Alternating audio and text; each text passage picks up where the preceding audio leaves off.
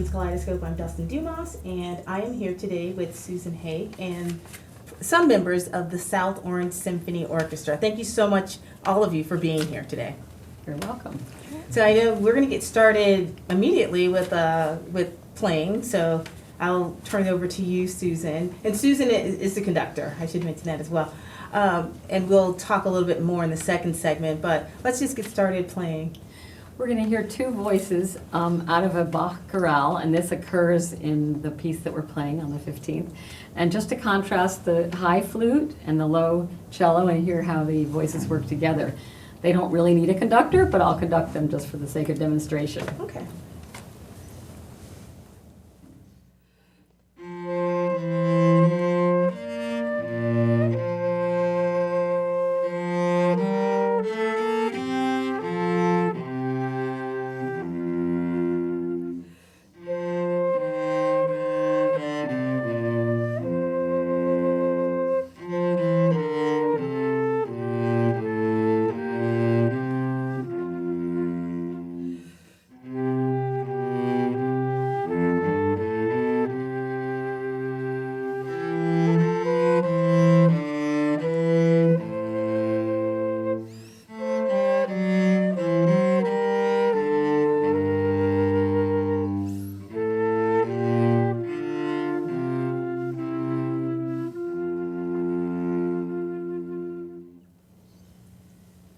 So this is actually chamber music. Okay. And with chamber music, the players just listen and they can play on their own. So this time, Catherine's going to lead, and they're going to go their own way and do a different tempo. And she'll lead by breathing, and they'll just be listening to each other. Wonderful.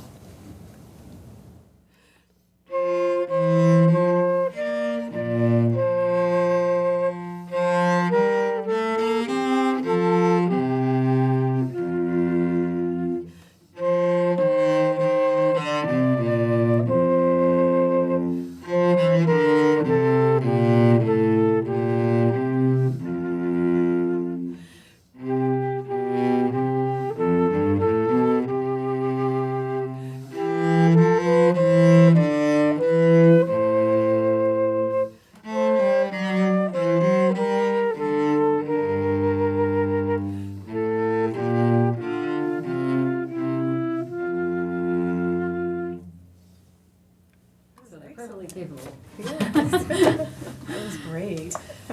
So we have Bob Renshaw, who is principal oboist of the South Orange Symphony, and he's just sitting there. One of the reasons he's not playing is that the oboe has a tremendous penetrating capacity. You can hear it through and above a whole orchestra, and that's one of the reasons it gives the A. Also, it keeps stable pitch.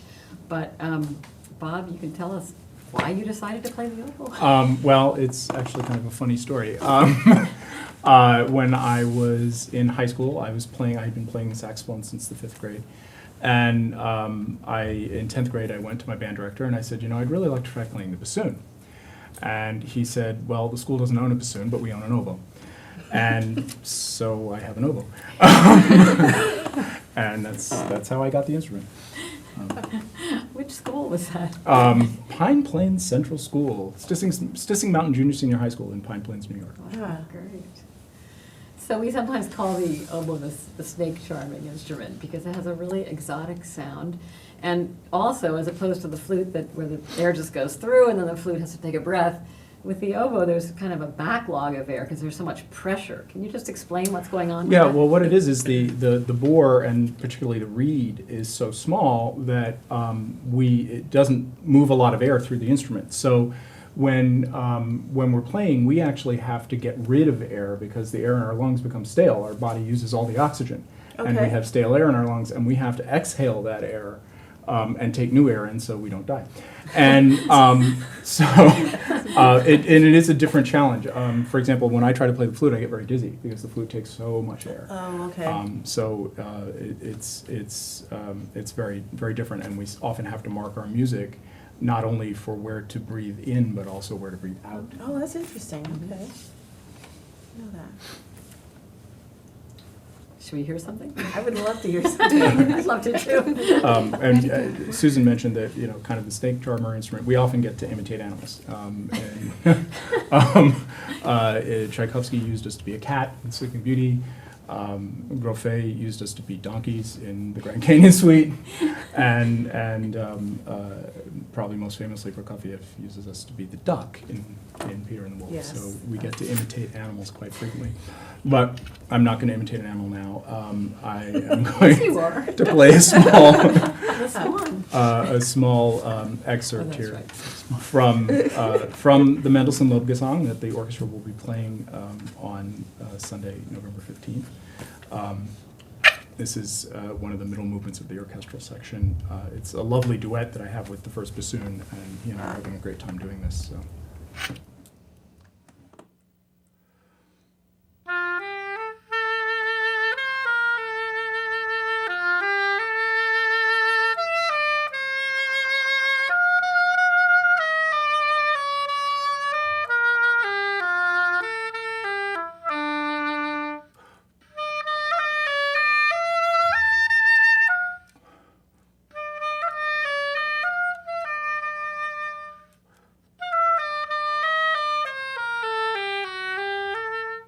And it goes on from there, but it's really a lovely little It was moment. wonderful. It is. It's like a beautiful folk tune, folk song. It's really fun. Yes.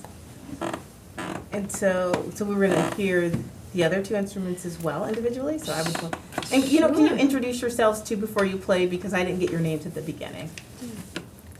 My name is Catherine Best. I work for Soma Downtown Inc. This is my first full season with the South Orange Symphony. It's great. I love it. Great to have her too. I'm Doug Harden. I played in this orchestra a long time ago before being gainfully employed. So I played as a teenager in the early 60s and then went off and got degrees and worked at Bell Labs. And after I retired, I thought I'd see whether I could still play the cello. So I came back to this orchestra, which still existed. Okay. Wonderful. But you studied in conservatory, didn't you? Didn't you take some Well, in the summers I did. Okay. So I studied from some tremendous cellists, which told me that, if that molecular physics was probably where I should be. But I can still. Well, I'd still love to hear it. Okay. Well.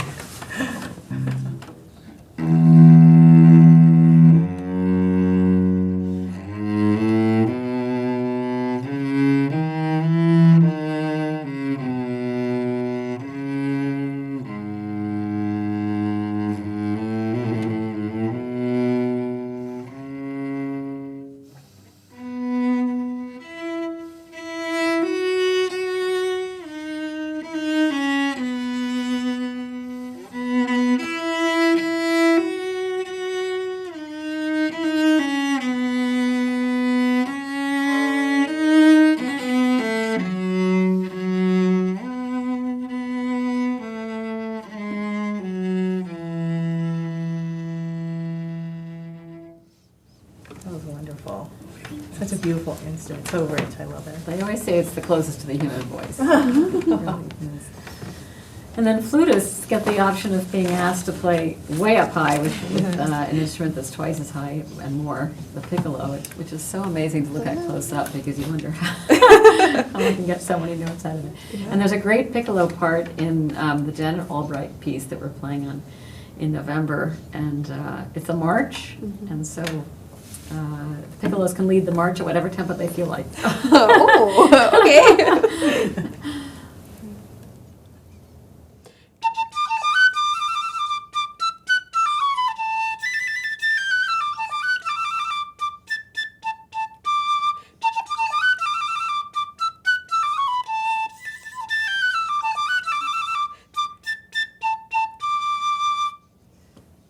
Nice. Very nice.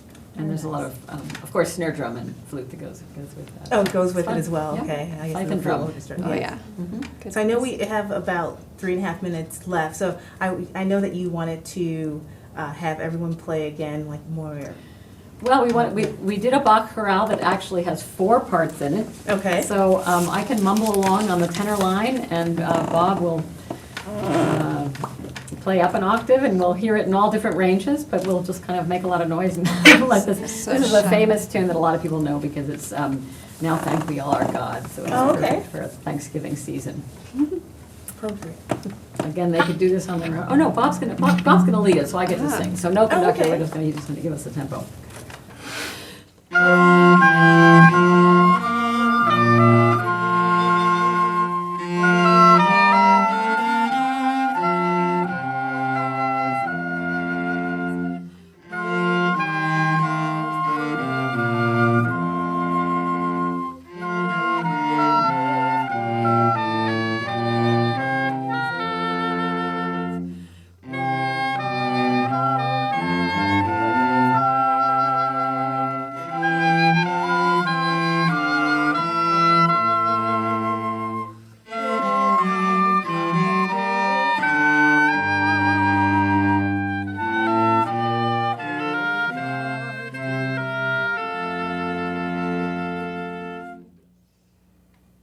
Very nice.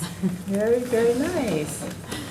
So is this one of the pieces you will be performing in November? This tune occurs in this large work by Mendelssohn for full orchestra, chorus, and 3 soloists. Oh, okay. And this is this movement happens at the end. It's called Hymn of Praise, and this hymn is Now Thank We All Our God. So it's become a famous hymn, but it was first articulated in this piece by Mendelssohn. So it's just a Okay. beautiful.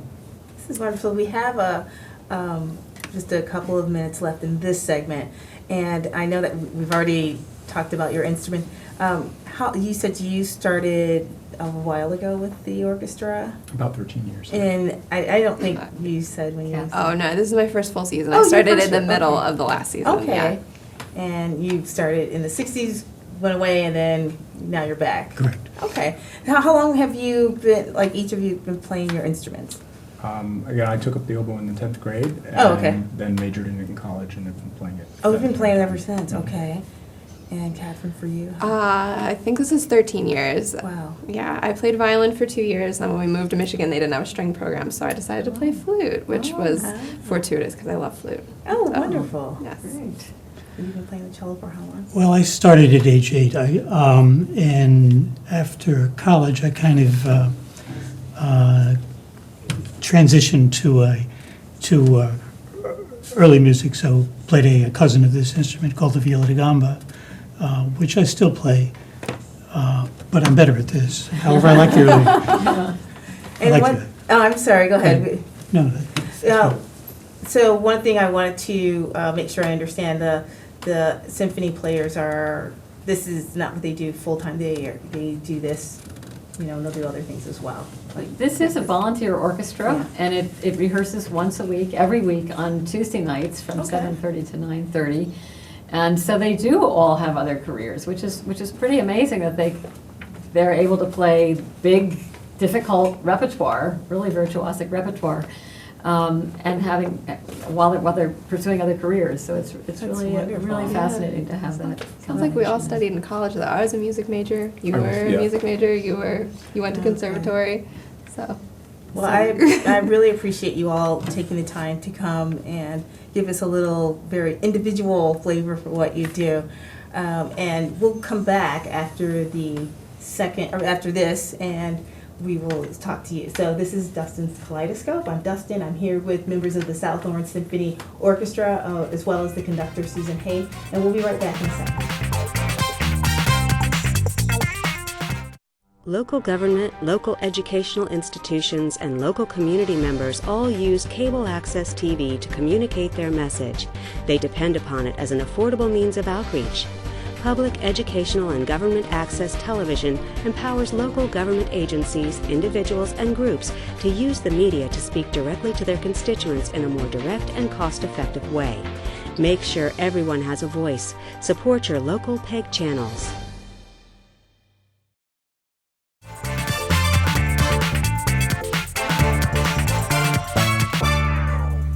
welcome back to Dustin's Kaleidoscope. I'm Dustin, and I'm here with Susan Haig, who is the conductor of the South Orange Symphony. So thanks again for bringing your some of the orchestra members. That was great. So now we're going to talk about your role as a conductor. So Sure. first of all, how long have you been the conductor of the symphony? This is my second season, Okay. actually. So just 2 years ago, I guest conducted them, and they were having a search for a new music director, and I'm delighted to be able to do it and work with them. And then, can you give us an idea of what is the background for a conductor, specifically your background? Well, there are a lot of things a conductor does. I'll go way back and say that I started piano when I was very young, 4 years old, and then viola when I was 9. So I played in orchestras. I think that's when I got really intrigued with the whole idea of making the music happen. And I loved sports. I did a lot of dance, modern dance and ballet, and you need a kind of physicality and desire to express the music. So I had that going, and I just began really being intrigued by high school and in that idea of the role of the conductor, the person who moves and makes visual signals about how the music goes and just makes all the things happen. But it wasn't until after college, after I was at Princeton University, that I actually took a conducting course. By that time, I was quite interested. Okay. And you need to have achieved a certain level as a performer. You really need to understand music in many forms. So I got a master's in piano and did a lot of chamber music and did Okay. solo repertoire. I had played in youth orchestras all the way through high school, and so had a sense of orchestra. And then I became an opera coach, so I did a lot of work with singers. You do that from the piano, so it's a pretty varied musical background, which sometimes signals conductor. Once you're doing about 3 or 4 or 5 things, then sometimes that's how you wind up. Okay. And so is that typical that conductors would learn many instruments and also get a degree in conducting? It's typical that a conductor has achieved a fairly high level in performance of one instrument. It's not true that you Okay. have to know how to play them all. Oh, okay. The orchestral musicians are specialists in there, but you have to understand them all. But some people say, do you have to play all the instruments? No, the answer is no. But many conductors are string players. Many have been violists because you're kind of in the middle of the sound. That's my strings as okay. well. Many have been pianists.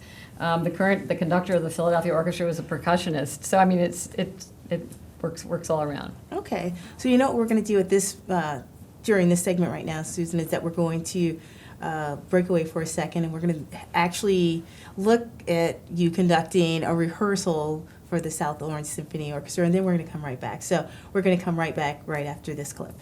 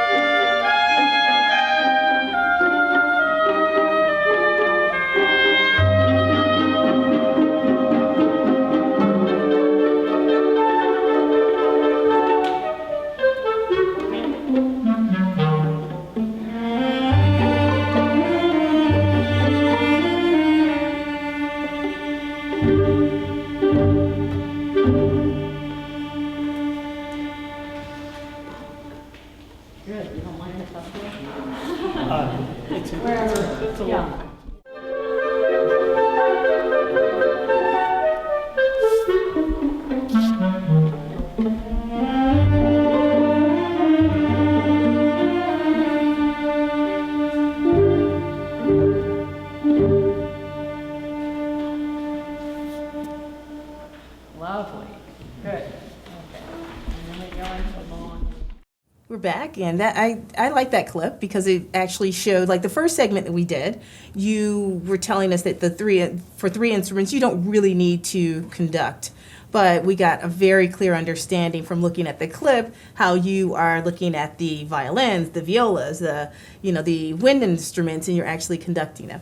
So we talked a little bit about your background and how you conduct. So I know that there's a special tool that you use when you're conducting, and I know that you brought 3 of them today. So can you give us an idea? Can you show them to us and tell us what they're used for? Sure, I'll show you the baton, but I should say first of all that you don't need a baton. Okay. A lot of conductors conduct without it. I love conducting without it because if you're not holding it, then your hands are completely relaxed and you can paint pictures even more easily. When you're holding the baton, if you paint, the baton will go flying out into the audience, so you do have to hold on to it. But this visually is just easier when you have a large orchestra. You can see how it extends the arm, and there are some players who are way back there and they're looking at their music and they need to visually see. And so when you raise, you can see that the arc is just much, much larger. But you can still, you can conduct without it. Okay. But that's, so it just gives a little more definition. People sometimes have the idea that you're giving the beat. Well, that's in a way. I'm sorry. You are indicating tempo, but really the role of the conductor is to signal how the music is going and to create a sense of energy and clarity so that you can unite 50 or 60 people instantly without saying anything. And they're reading it in all different ways. You need to be breathing, and you're making gestures that show the breathing that's actually going on in the orchestra, and that's actually how an orchestra plays together. Okay. But there's so many fascinating things, in the clip you could see that some musicians are very close to the orchestra. Yes. And so it's easy for them to play if they play right on time, they will actually play ahead of the winds and the brass who are way back there. So the orchestra learns how to adjust. The horns have to kind of play a little bit earlier to be on time. It's just a fascinating sense of hyper communication that's going on between all these players, between the sections and their own leader, between the leaders of the sections, and between the conductor and everybody. So you could go on and on about the psychology of it, but it's complicated. Really It sounds intriguing. like it. So when you are actually conducting and you're using the baton and the people in the back can see you, that doesn't affect the timing. It's just a matter of some are wind instruments, some are stringed instruments. That's really what matters as far as the timing. Well, the timing is a unified. The whole orchestra is playing has a certain tempo, and there's a certain collective sense of the rhythm. But to begin a note all together, the strings are causing the string to vibrate with the bow. The winds have to get the breath going. The brass have to breathe early. The percussion has to wind up with a cymbal crash. So they all have different things that they have to do in order to make the sound exactly together. And so the conductor has to make a preparatory signal that's very clear. Okay. It's not if you go like this, nobody will be able to play. But it's a big upbeat, and it shows when that downbeat's going to happen. And so, of course, you do the upbeat in different tempos. If it's a fast tempo, it's a quick upbeat. If it's a slow upbeat like that, there's a long, slow breath. So it's really in the prep beat that you show how the music is going to sound and where it's going to go. So part of your job is being very demonstrative in your actions, and I guess part of that is due to the size of the orchestra, but like you said, it's also due to you signaling them and saying, hey, this is going to be a big, like God, or something like that. Yes, and what you're doing is it's all being driven by the music that's on the page. So you're physicalizing the music that's in the score. So you can be hyper dramatic, and of course people all have images of just crazy conductors sweating. But the main thing is to be very very clear about it and honest and genuine about the feeling of the music, the sound of the music, the atmosphere, the emotion. And if that's filling and breathing through you, you will be demonstrating it, and the ideal is to be very, very expressive. When the musicians look up, you want some sort of inspiration, some sort of connection to the kind of music they're making. And they're not looking at you. They're looking at you, but they're not focused on you the whole time. They're reading the music and they're glancing at you. They're and really doing both. There's a lot Okay. of peripheral. There's a lot of listening.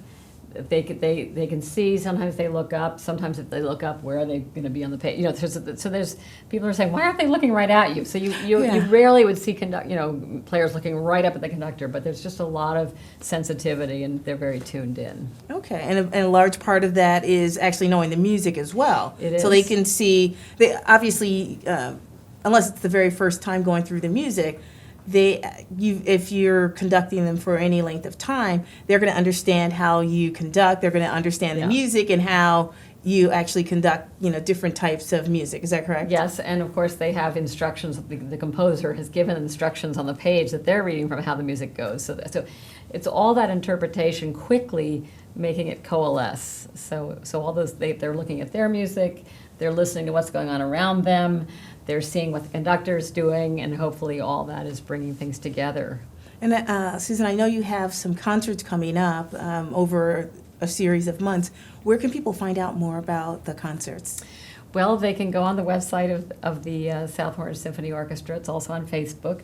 The orchestra plays Sunday afternoons, so there's a concert on Sunday afternoon, February 21st, and there's at 3 o'clock, and there's a concert on Sunday afternoon, May 1st, on May Day, 3 Okay. o'clock. And the orchestra is really in residence at the South Orange Middle School and has been for quite a few years. All our rehearsals are there. All the concerts are there. They're free concerts. What I really love about it is that it's a nice, spacious auditorium, and there's room for people to move around. And if young kids are there, they can kind of get up if they want to in the middle of the concert and dance in the back, and they really do. I mean, it's really fun. It's a great family atmosphere. So it's a wonderful chance to introduce your kids to a full symphony orchestra. They can walk right up and talk to the musicians during intermission. Well, that's nice. There's a reception afterwards, cookies, and I don't know how the musicians have time to bake as well as prepare the concert, but they do. Especially our personnel manager, Janet. Oh, that's wonderful. Yeah. Well, I'm so glad you came and visited us today. And I look forward to going to more concerts. And Great. Thanks again for bringing the musicians. You're very welcome. I'm so glad they could be here. It's nice to talk. I'm Dustin. This is Dustin's Kaleidoscope, and we will see you next time. Bye.